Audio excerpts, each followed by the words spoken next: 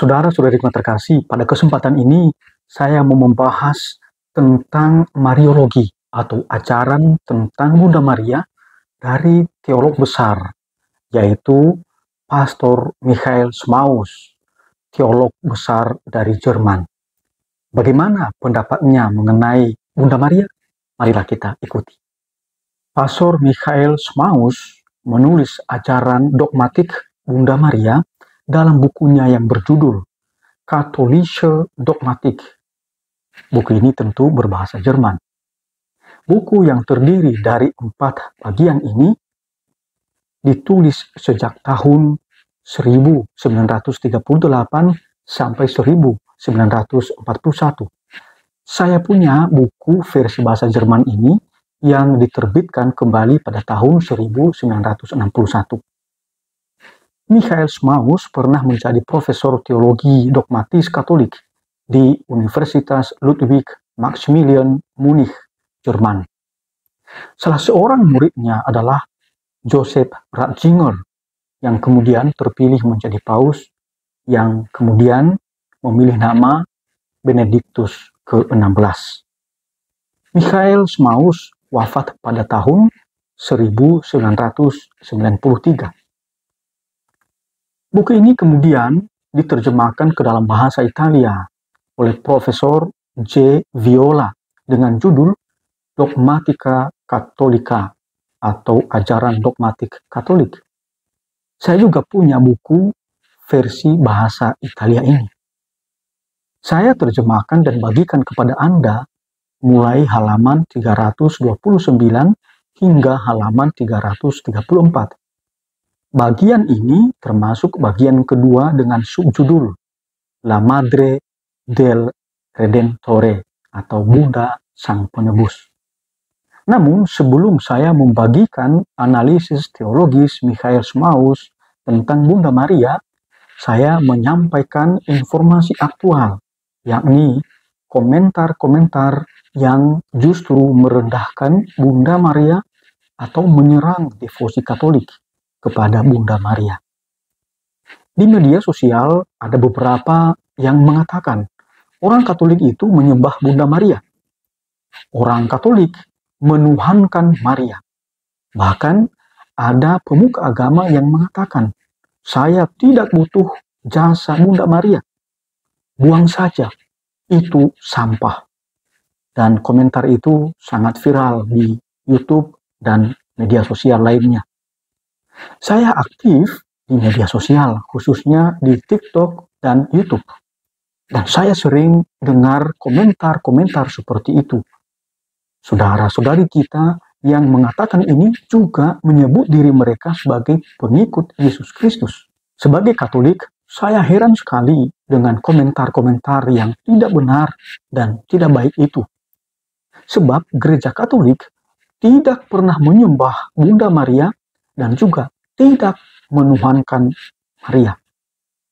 Benar apa yang dikatakan oleh teolog dogmatik dari Jerman, Pastor Michael Schmaus, bahwa mereka yang miskin pemahaman tentang Bunda Maria sebenarnya miskin pemahaman tentang Kristologi, atau mereka yang tidak memahami dengan baik mengenai inkarnasi Kristus, mereka juga tidak memahami mengenai Mariologi. Jadi, jika ada orang yang mengatakan bahwa jasa Bunda Maria tidak ada gunanya atau merendahkan Bunda Maria sebagai sampah, penyebabnya adalah karena memang tidak memiliki pemahaman yang baik dan benar mengenai Kristologi. Secara khusus, inkarnasi Kristus, Sabda menjadi manusia. Sebagai umat Katolik, kita tidak perlu membalas kata-kata negatif mereka itu.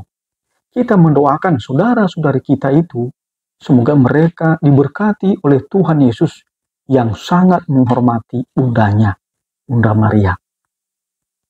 Sekarang mari kita dengarkan ulasan Michael Schmaus tentang Bunda Maria. Kita tentu perlu bertanya, bagaimana posisi Bunda Maria dan doktrin tentangnya dalam keseluruhan pewahyuan atau teologi. Bunda Maria adalah bagian dari sejarah keselamatan karena Kristus. Siapakah Bunda Maria dan apa perannya ditentukan oleh hubungannya dengan Kristus. Dalam sejarah keselamatan, Bunda Maria dalam arti tertentu adalah tempat di mana Tuhan Allah setelah persiapan yang panjang dari tempat peristirahatan surgawinya melakukan perjalanan ke dalam dunia kita.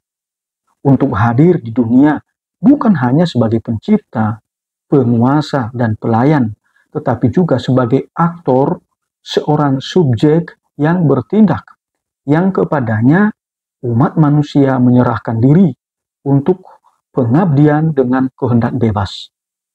Untuk tugas ini, Bunda Maria dipilih dan dibimbing oleh Tuhan sendiri. Oleh karena itu, sosoknya memiliki jejak Kristus. Panggilan dan jalan hidupnya ditandai oleh Kristus.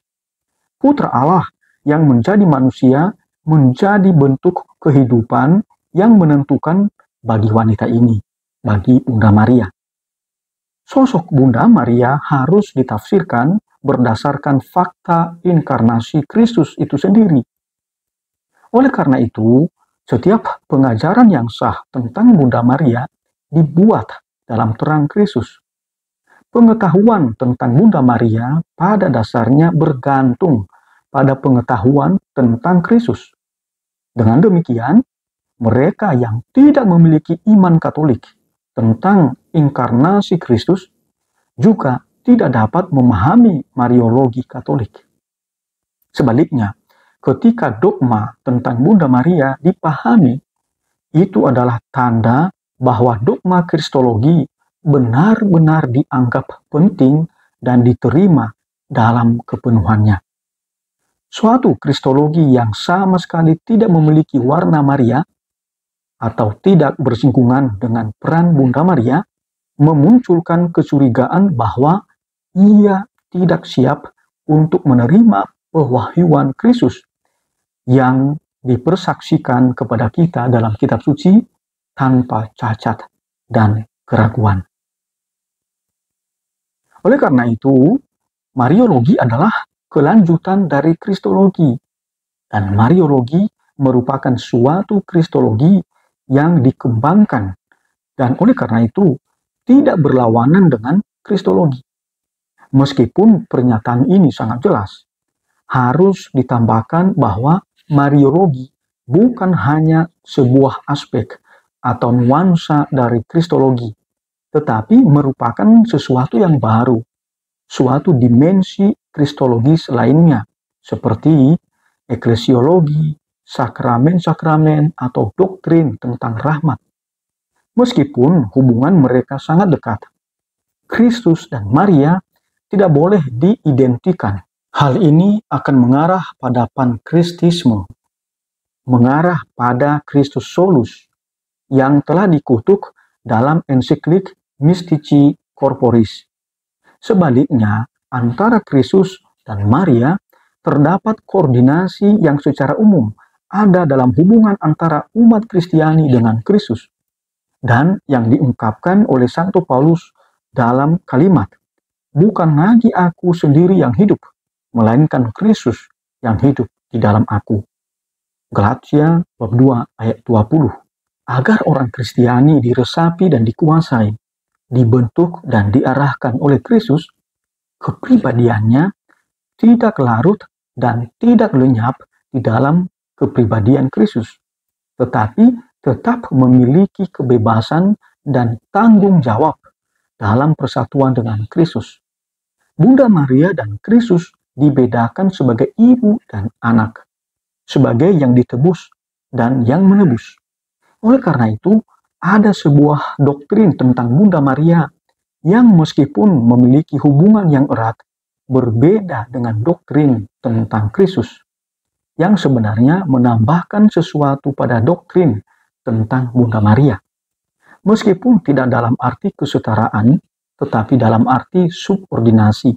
Bunda Maria sepenuhnya diselimuti warna Kristus.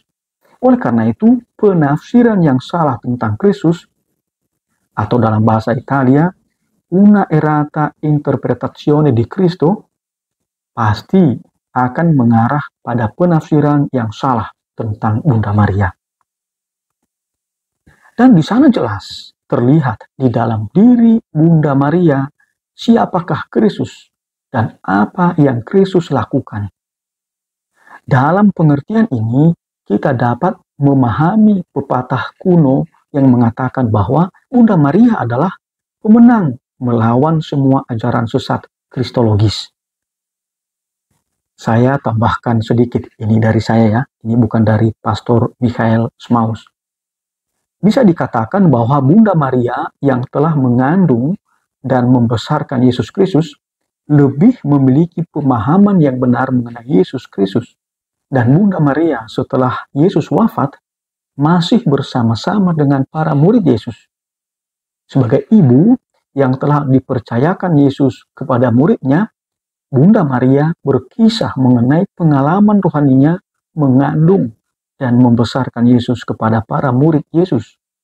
Dan murid-murid Yesus juga meneruskan kisah Bunda Maria ini kepada para murid lainnya. Dan bahkan kepada orang banyak. Dengan cara ini juga dapat memahami bagaimana penjelasan dan pendalaman atas pertanyaan-pertanyaan kristologis di dalam gereja perdana berjalan seiring dengan penjelasan dan pendalaman atas pertanyaan-pertanyaan seputar Mariologi. Konsili Efesus tahun 431 dan Konsili Kalsedon tahun 451 yang membahas tentang pemahaman yang benar mengenai Kristus juga memberikan dorongan yang baru dan efektif bagi Mariologi. Oleh karena itu, tidak mengherankan jika pada zaman sekarang yang ditandai dengan kebangkitan Kristologi, terdapat sebuah ketertarikan pada Mariologi yang terus bertumbuh. Suatu hal berkaitan dengan hal lainnya, dalam arti ajaran Mariologi berkaitan erat dengan ajaran mengenai Kristologi. Kristus terus hidup dan bertindak di dalam gereja dalam pelayanan imamat dan pastoralnya. Kristus adalah kepala. Gereja adalah tubuhnya, tubuh Kristus. Yesus Kristus adalah Tuhan dan gereja adalah umatnya. Gereja adalah umat Allah yang juga sebagai tubuh Kristus. Oleh karena itu, dapat ditegaskan, gereja adalah manifestasi Kristus melalui masa-masa sejak kenaikan hingga kedatangannya kembali. Bandingkan ensiklik Mystici Corporis. Sebagaimana ada hubungan yang hidup antara Kristus dan Bunda Maria, demikian juga ada hubungan yang hidup antara gereja sebagai tubuh Kristus dan Bunda Maria. Gereja sebagai tubuh Kristus ditampilkan dalam diri Bunda Maria, ibarat cerminan gambar.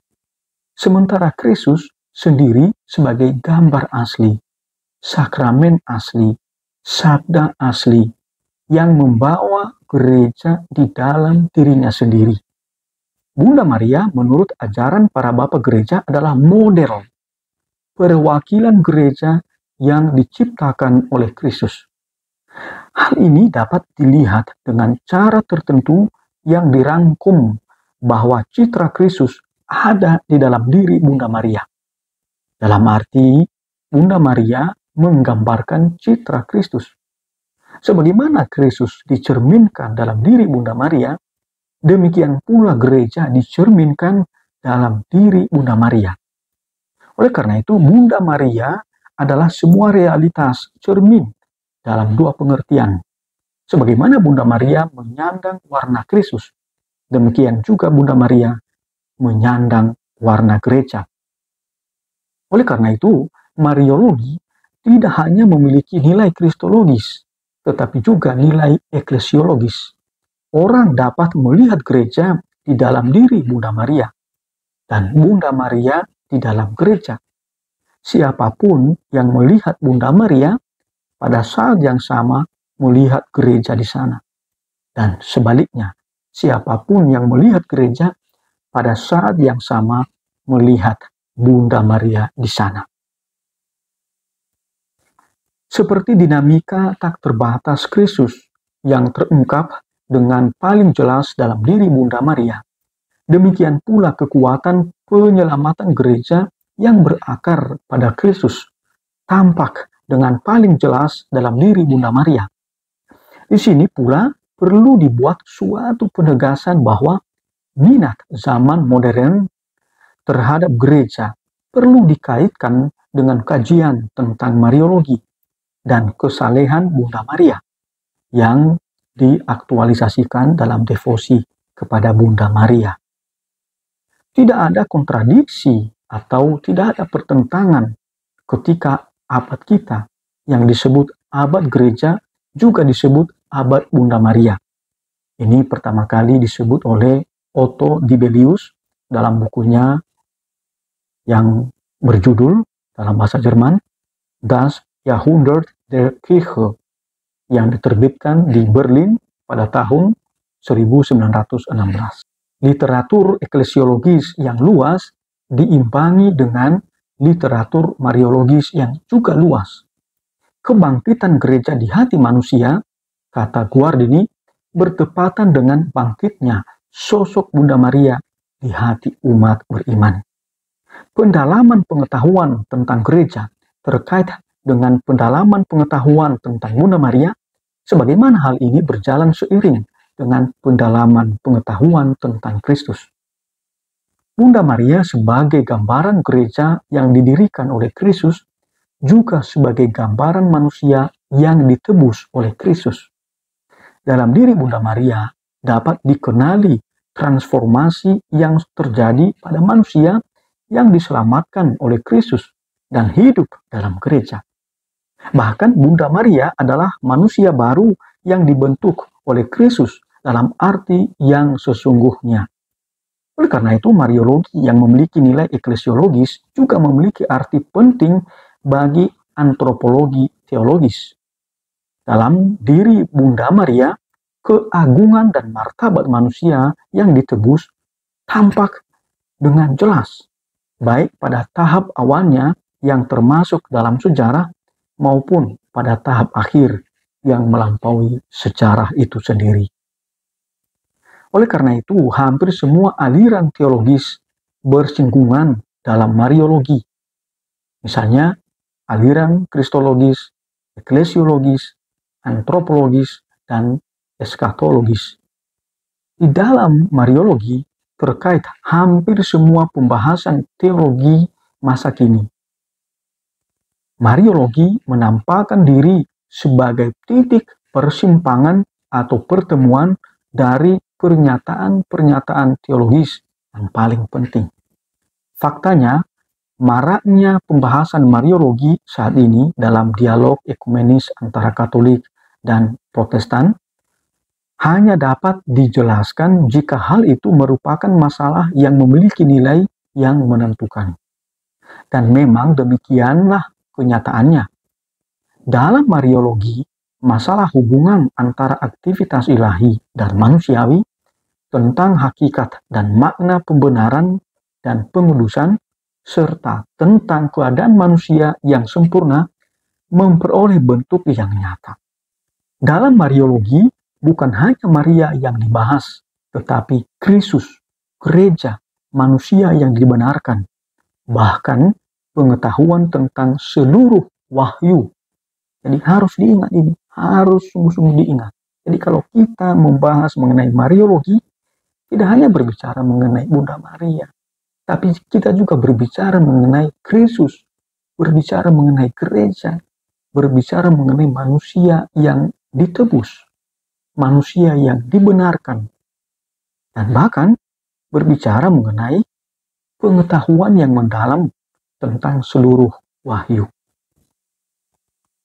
Dalam teologi, Maria tidak hanya dianggap sebagai individu, tetapi sebagai figur yang memiliki nilai khas dalam sejarah keselamatan.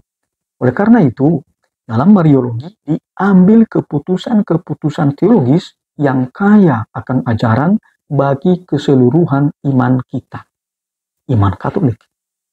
Sebaliknya, pengetahuan teologis tentang Kristologi eklesiologi, dan doktrin tentang rahmat mengungkapkan signifikansinya dalam Mariologi. Oleh karena itu, Mariologi memiliki kekuatan eksistensial bagi iman kepada Kristus dan bagi manusia Kristen. Di dalam Mariologi, terwujud pengetahuan yang dimiliki oleh umat Kristen tentang dirinya sendiri.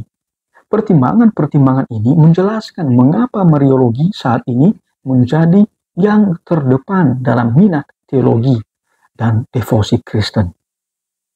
Selain faktor-faktor teologis murni, terdapat dua alasan yang muncul dari situasi zaman kita. Yang pertama adalah ketidakpastian di mana manusia terjatuh.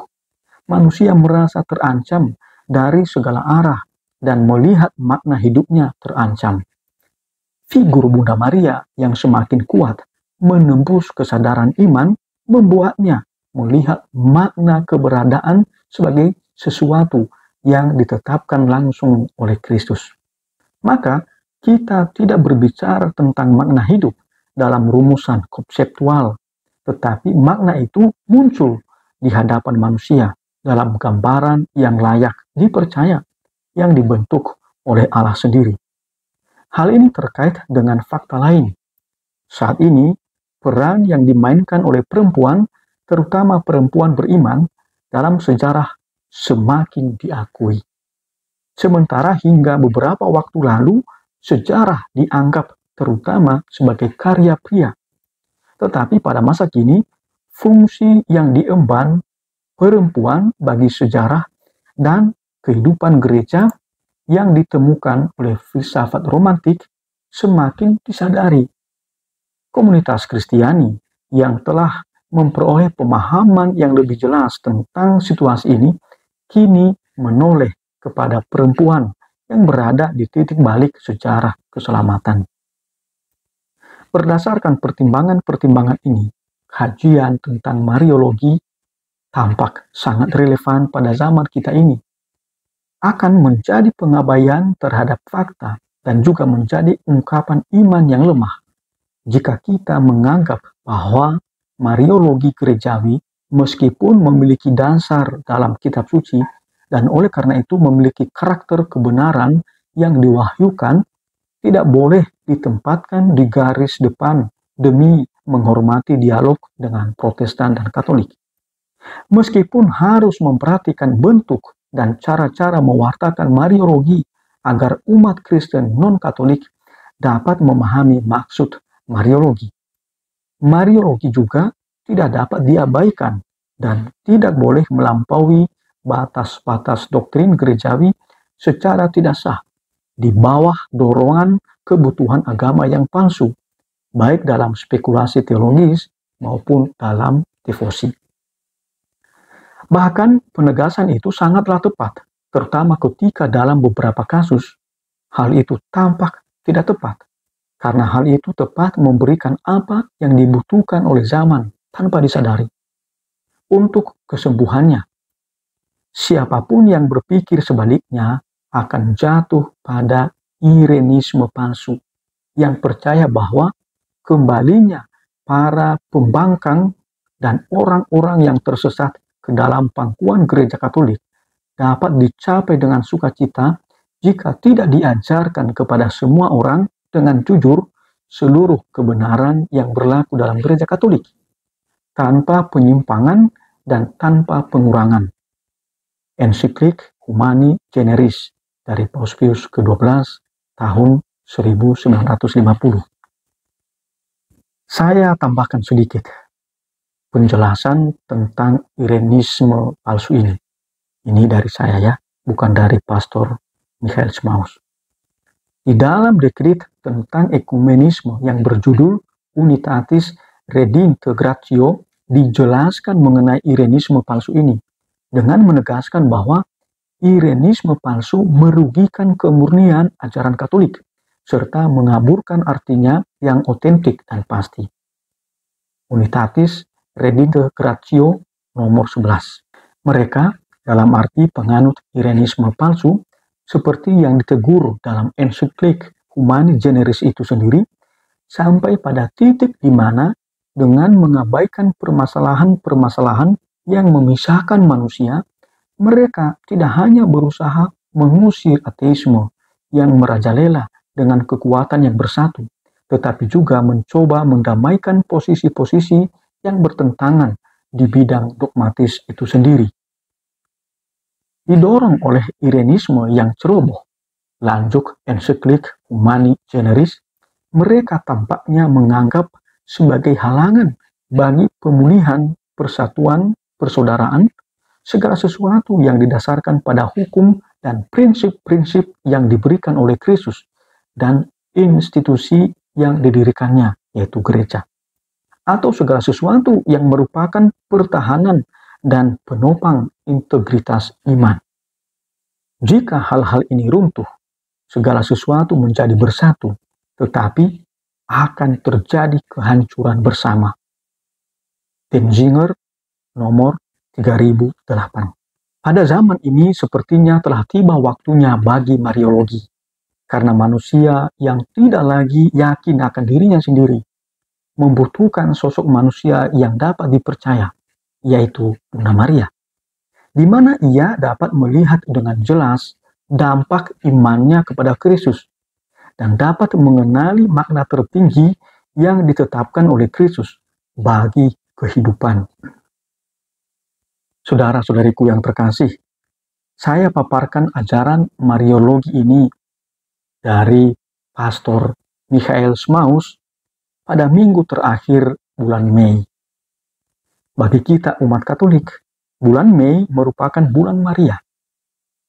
Pada bulan ini, doa-doa devosional kepada Bunda Maria makin sering didoakan oleh umat Katolik, baik secara pribadi maupun secara berkelompok. Kita berdoa bersama Bunda Maria, sekaligus menghormati Bunda Maria sebagai Bunda Tuhan kita. Bunda Maria kita hormati karena Gereja Katolik meyakini bahwa Bunda Maria merupakan tabut perjanjian baru. Bunda Maria mengandung Tuhan kita Yesus Kristus, Sang Roti Hidup. Yohanes bab 6 ayat 35. Sang Sabda yang menjadi manusia. Yohanes bab 1 ayat 14. Dan Sang Imam Besar yang tertinggi. Ibrani bab 8 ayat 1. Tuhan memberkati. Amin.